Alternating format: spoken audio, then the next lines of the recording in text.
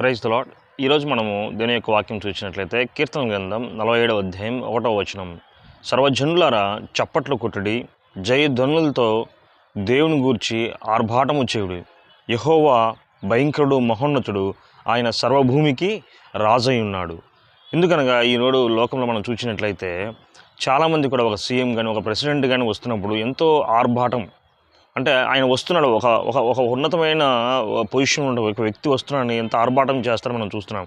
అదే రీతిగా పరిశుద్ధ ఆదివారం మనం దేవుణ్ణి స్తుతించినట్లుగా, దేవుని ఆరాధించినట్లుగా ఆర్భాటం చేయాలని, చక్కటి జయ కీర్తనలతో దేవుని ఆరాధించాలని, ఆయన మహిమకు ఘనతకు అర్హుడని ఈ యొక్క వాక్యం సెలవిస్తుంది.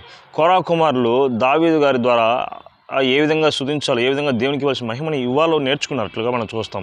కోరా కుమారులు అత్యున్నతగా ఒక్క దినం నీ సన్నిధిలో కనిపినట్లా 1000 దినముల కంటే శ్రేష్టమని కూడా వారు చెప్పినట్లుగా మనం చూస్తాం. సో దావీదు కూడా తన మందసాన్ని, దేవుని మందసాన్ని తీసుకుని వస్తున్నప్పుడు ఆయన చక్కగా నాట్యం ఆడుతూ ధ్వనులతో, జయధ్వనులతో దేవుని మందసాన్ని తీసుకుని వస్తున్నట్లుగా మనం చూస్తాం. సో నేను ఆ జీవితంలో పెందల కట్టన లేచి దేవుని స్తుతించాలని, దేవుని ఆరాధించాలని, దేవునికి ఇవ్వాల్సిన మహిమను, ఘనతను ఇవ్వాలని దేవుడు కోరుకుంటున్నాడు.